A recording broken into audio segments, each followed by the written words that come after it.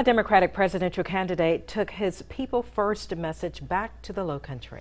Former HUD Secretary Julian Castro was in Beaufort today. News 3's Trish Williford spoke to him about his strategy to win the White House.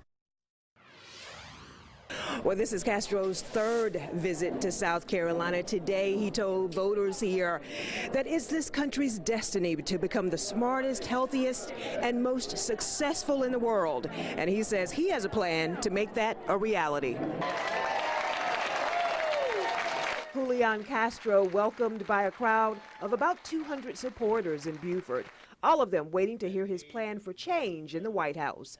Castro says it begins with putting people first. I believe that I can bring our country together, that we can reignite the old Obama coalition and then take that to the next level.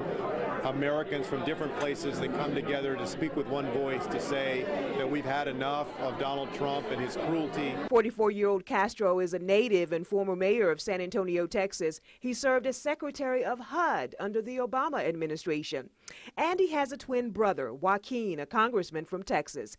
Castro told voters in Beaufort that if elected president, he'll push for universal pre-K for 3- and 4-year-olds, believes the U.S. should embrace the potential of immigrants in this country. The candidate wants to reform police departments across the country with a plan to implement a use of force standard for police officers. Castro also wants to raise the minimum wage to $15 an hour. Immediately working to ensure that everybody can have good health care in our country. It also means rejoining the Paris Climate Accord and leading again to fight the climate crisis, and also reforming our immigration system. The former attorney is also gearing up to bring that message to the national stage. The third Democratic debate is set for September 12th in his home state. First, he has a message of compassion, and that really appeals to me. And anywhere there's going to be someone who's going to be making decisions that's going to affect all South Carolinians, especially on the environmental front, we want to be there. In Beaufort, Trish Williford, WSAV News 3.